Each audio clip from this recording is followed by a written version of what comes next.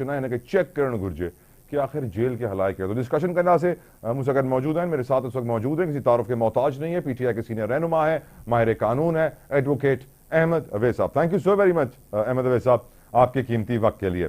Sir, अब यकीनन जो सबसे बड़ी स्टेटमेंट आज बानी पीटीआई ने दी है कि मुल्क में गैर एलानिया मार्शल लॉ है, तो सर फिर ये जमहूरी निज़ाम जो चल रहा है, हुकूमत बनी हुई है, पार्लियामेंट बना हुआ है, ऐवान बाला ऐवान ज़ीरी, ये सब क्या मार्शल लॉ के तहत इस वक्त काम कर रहे हैं?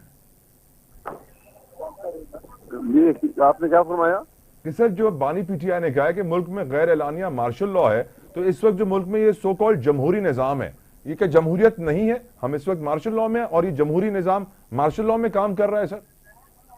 जी बिल्कुल, ये तो इसमें तो एक ऐसी हकीकत है ये कि अगर आंखें बंद कर लें और आप रेत में सर दबा लें ऑस्ट्रिच की तरह और कहें कि कुछ नहीं है।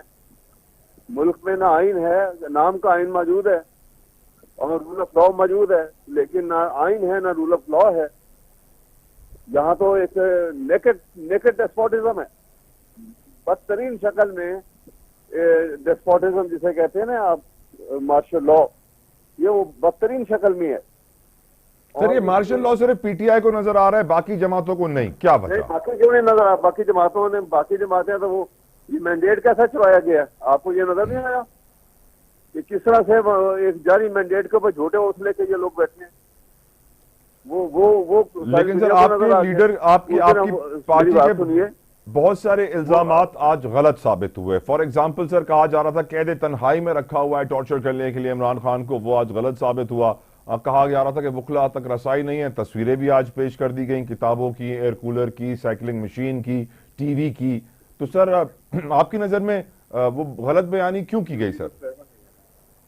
गलत बयानी ने, देखिए सवाल ये है कि ये तो मामूली बातें हैं ना। इमरान खान ने कोई ऐसी कंप्लेंट नहीं की है कि जी मुझे मेरे में रखा गया और मुझे कोई चीजें नहीं मिल रही, कुछ नहीं है। वो तो खान इसको पर्सनली ही नेवर ऑब्जेक्टेड टू दैट। मैं खुद भी जाके कई दफा मिला हूं उनको, ये ऐसी बात नहीं है। लेकिन सवाल ये है कि मुल्क में इस वक्त कोई आईनी हुकूमत नहीं है। आईनी हुकूमत होती तो मुझे एक बात का जवाब आप दे दें। जी सर। इतना बता दें कि उसको 3 केसेस में जेल ट्रायल हुए और सजा हुई, वो रात के 12-1 बजे तक जज किसके हुक्म से बैठता था वहां पर? सर आप वकील हैं, आपको ज्यादा पता होगा। अगर आप दे दें तो आपको पता लग जाएगा कि मार्शल लॉ था, फौजी। वैसे सर आपने पूरी जिंदगी वकालत की है अहमद अवैस साहब, पूरी जिंदगी आप वकील रहे हैं, आपसे ज्यादा कौन जान सकता है कि जज को रात 10 बजे अदालत कौन भेज सकता है? बता दें हमें। यही तो मैं आपको बता रहा हूँ, इसीलिए मैं कह रहा हूँ ना कि सर आप फिर उस हकीकत को तस्लीम करना पड़ता है ना। ओके, इसीलिए सर आज जो आपके लीडर के ऊपर एक बड़ी तनकीद हुई कि पीटीआई की जब गवर्नमेंट थी तो उस वक्त एमनेस्टी स्कीम भी दी गई और उस वक्त एहतसाब की बात भी की गई। तो आज जो बात की हमारे चीफ जस्टिस काजी फायद ईसा साहब ने कि खान साहब आप 2 मुख्तलिफ बातें कर रहे हैं, एक तरफ आप एहतसाब की बात कर रहे हैं, दूसरी तरफ एमनेस्टी देते हैं। हमने हुकूमत में आने के बाद ब्लैक इकोनॉमी को मेन स्ट्रीम में लाने के लिए एमनेस्टी दी, कहना था बानी पीटीआई का। पार्लियामेंट में बैठकर मसाइल हल करें, मुल्क को आगे बढ़ाने की जरूरत है। ये इस आखिरी पॉइंट में आता हूं आपके पास, लेकिन ये मुझे बताइए सर कि एमनेस्टी एक तरफ आप दे रहे हैं कि जिसके पास काला पैसा है वो अगर 1000 रुपए चोरी करके गया है तो 50 रुपए जमा करा के उसको क्लियर करा ले, और दूसरी तरफ एहतसाब की बातें कर रहे हैं, इंसाफ की बातें कर रहे हैं। कॉन्ट्रडिक्शन तो है सर, कॉन्फ्लिक्ट तो है यहाँ पे। देखिए ना, सबसे सवाल ये है, क्वेश्चन तो ये, आप उसकी हम जब देखें निज़ाम हुकूमत चलाते हैं तो बुनियादी बातें पकड़ी जाती हैं। आपने देखना है कि वो निज़ाम जिसके तहत हुकूमत चलती है वो आइन है। क्या आइन की हुक्मरानी है पाकिस्तान में? Answer is no. फिर सर चीफ जस्टिस कैसे कह रहे हैं कि पार्लियामेंट में बैठकर मसाइल हल करें? क्यों कह रहे हैं मुल्क को आगे बढ़ाने की जरूरत है? नहीं तो कहने से क्या होता है कि वो तोते की तरह आप रट लगाते रहें, एक रटी रटाई बात करते रहे, लेकिन उसके यू नेवर मीन इट, तो फायदा क्या उसका? मेरी कहने का मकसद ये है कि आप देखें कि आइन की अगर हुकूमत होगी तो क्या किसी भी तरीके से किसी सूरत में कि ये मुमकिन है आपके लिए कि आइन की हुकूमत हो और एक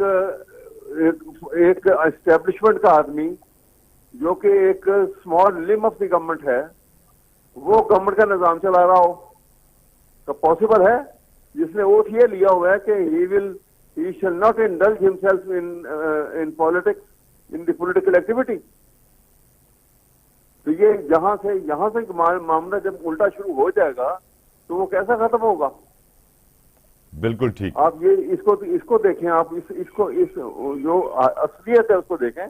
उससे आंखें वो बंद कर लेने से तो मसले हल नहीं होंगे ना। देखना ये कि हो क्या रहा है मुल्क के अंदर। सर यकीनन आप दुरुस्त फरमा रहे हैं। और मुल्क में सर ग्रे इकोनॉमी है, मुल्क में ग्रे इकोनॉमी है, ब्लैक इकोनॉमी है, करप्शन है, चोरी है। आपकी नजर में इस केस का रिजल्ट क्या निकलेगा सर? इस केस का रिजल्ट क्या निकलेगा? लॉलेसनेस है ये, इसलिए है कि लॉलेसनेस है।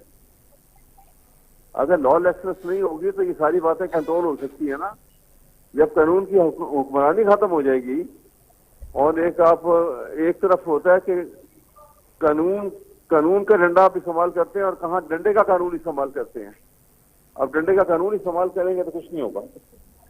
और सर जो बात चीफ जस्टिस साहब ने की है कि मुज़ाकरात करें, डायलॉग से हल निकलता है, पार्लियामेंट में बैठकर मसाइल का हल ढूंढें, is it even possible sir?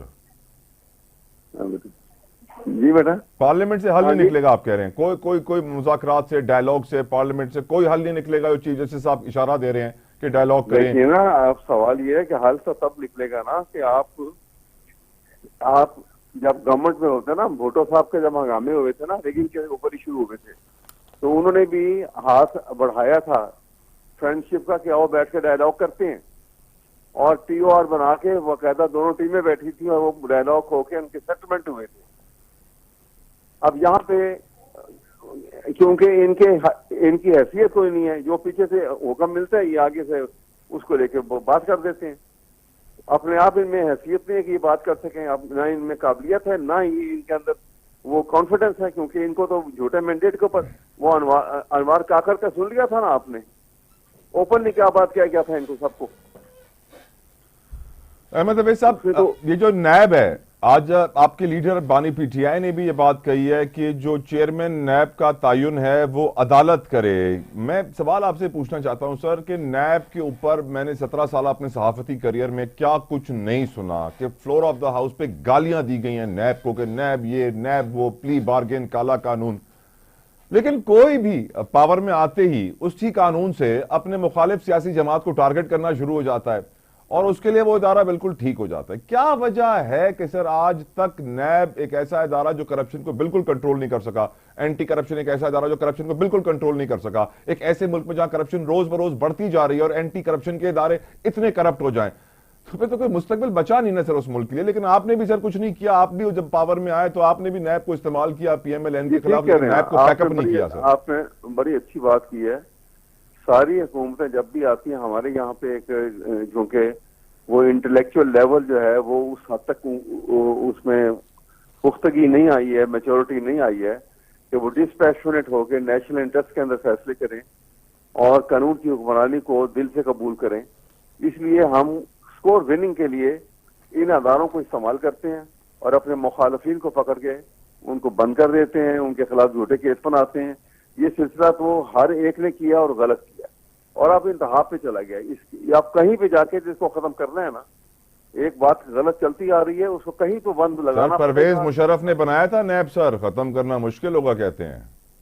नहीं जी, कोई मुश्किल नहीं है, ये नीयत की बात है ना। आज नीयत अगर मैंने तो तजवीज की थी कि एक राउंड टेबल कॉन्फ्रेंस हुकूमत को चाहिए इनको कि एक राउंड टेबल कॉन्फ्रेंस बुलाएं और तमाम पॉलिटिशियन को, तमाम पॉलिटिकल पार्टीज को उसमें बुलाया जाए और वहां पे खुल के बात की जाए और ये तहिया किया जाए और अहद किया जाए कि पाकिस्तान में आइन की हुक्मरानी होगी, वो उसी को कबूल किया जाएगा और आइन से हट के किसी ताकत को जो इस्तेमाल करेगा उसको हम नहीं कबूल करेंगे।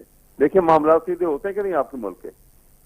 आपकी नजर में सर ऊंट किस करवट बैठेगा? जो इस वक्त केस चल रहा है सुप्रीम कोर्ट में और जो अपीलों पे फैसला महफूज हुआ है, what are you expecting sir?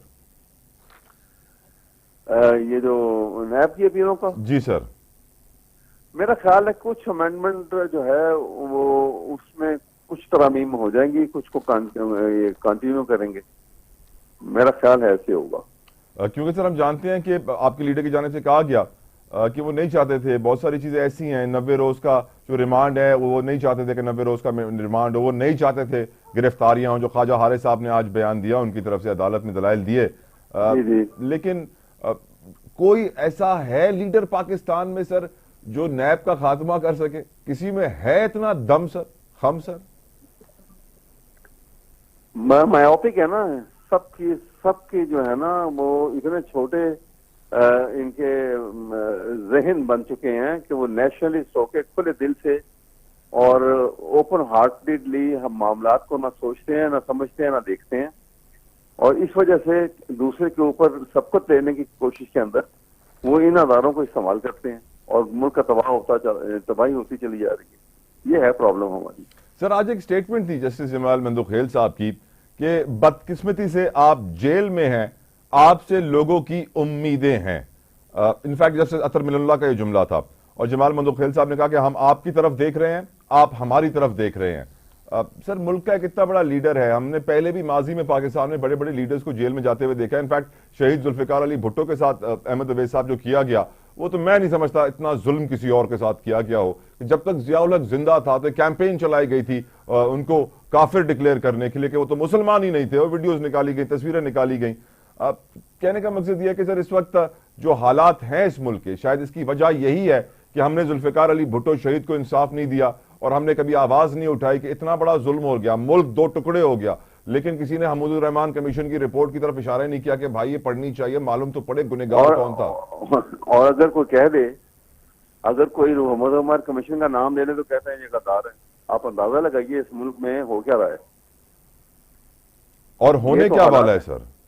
आप देखें कि 9 मई से आप बताइए, अपने दिल के ऊपर हाथ रख के कहिए कि 9 मई का वाकया बड़ा है कि सकूत ढाका, जिसमें मुल्क दो लोग ऑब्वियसली सर मुल्क टूटा है, बच्चा जानता है सर। तो फिर उस सूरत में क्या यौम शाह जो है वो सकूत ढाके का दिन जो था वो यौम शाह नहीं बनाना चाहिए उसको पाकिस्तान की? बिल्कुल। मैं और जिस दिन पाकिस्तान के सुप्रीम कोर्ट पे हमला हुआ था वो यौम शाह नहीं बनाना चाहिए उसको? बिल्कुल ठीक। सर आज हम जब इन बातों से बाहर नहीं निकलेंगे तो हम कैसे करेंगे अपने आप को सुधारेंगे? लेकिन सर बात तो वही है ना, we are repeating our mistakes. हम उसी ट्रैक पे चल रहे हैं और हम बदलना नहीं चाहते हैं, हम अपना मुस्तकबिल संवारना नहीं चाहते, रिपीट करते जा रहे हैं। कहीं तो हमने एक बंद लगाना होगा ना, इसको बंद लगा के हम आगे की तरफ निकलेंगे। लोग दुनिया की देखें कौमें कहां से कहां पहुंच गई है, मुल्क कहां से कहां निकल गए हैं। लेकिन सर एक चीज का क्रेडिट आपको देना होगा सर कि हमारे मोहतरम honourable chief justice of Pakistan की लीडरशिप में एक ऐसे कैदी को लाइव वीडियो लिंक के जरिए अदालत में पेश किया जा रहा है जिसकी तस्वीर चलाना टेलीविजन पे अलाउ नहीं है, नाम लेना काफी वक्त तक अलाउ नहीं था, अब थोड़ी बहुत फ्लेक्सिबिलिटी आ गई है।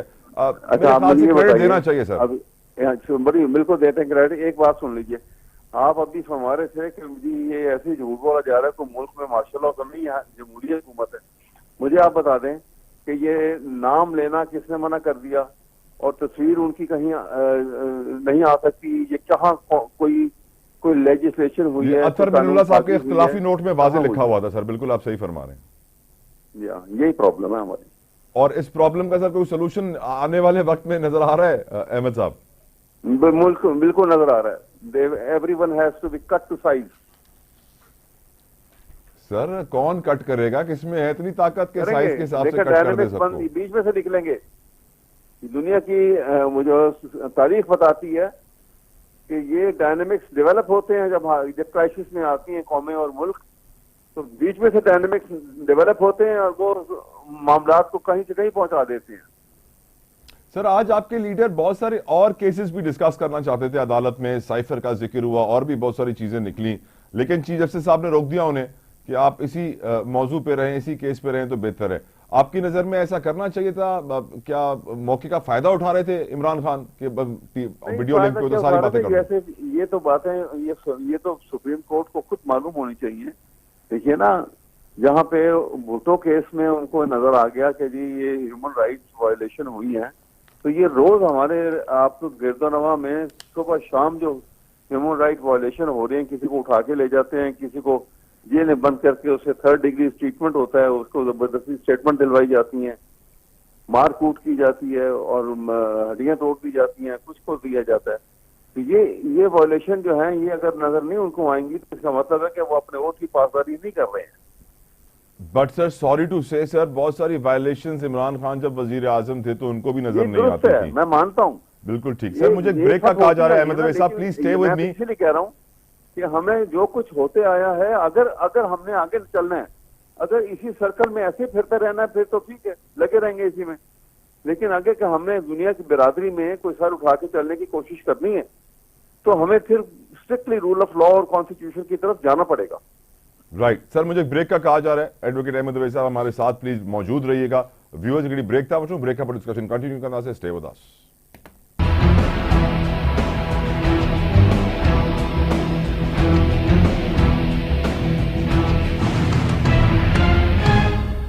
स्टिल न्यू, अब सफेद मक्खी का डर भागेगा।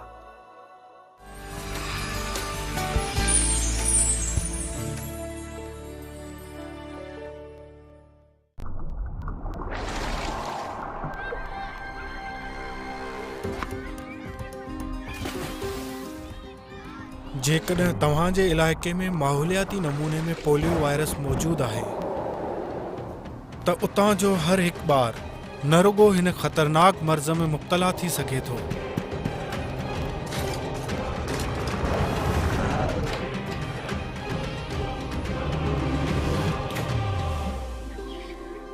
बल्कि हिकु ॿार खां ॿिए ॿार ताईं ही वायरस मुंतकिल भी थी सघे थो। याद रखो, पोलियो जो को इलाज नाहे ऐं नतीजो पूरी ज़िंदगी जी माज़ूरी आहे। इन लाइ तव्हां सभिनीनि खे गुज़ारिश आहे त पोलियो वायरस शहर हुजे या ॻोठ तव्हांजे ॿारनि खे शिकार करे सघे थो, उनखे पूरी ज़िंदगी लाइ माज़ूर करे सघे थो। तंहिं करे पोलियो टीम जॾहिं बि तव्हांजो दरवाज़ो खड़काए पंहिंजनि ॿारनि खे 5 सालनि ताईं पोलियो जा फुड़ा लाज़मी पियारियो। हुननि ॿारनि खे पाण भरो करण जी ज़िमेवारी निभायो। इन लाइ फ़ैसिलो अॼु करणो आहे। जेकॾहिं सुभाणे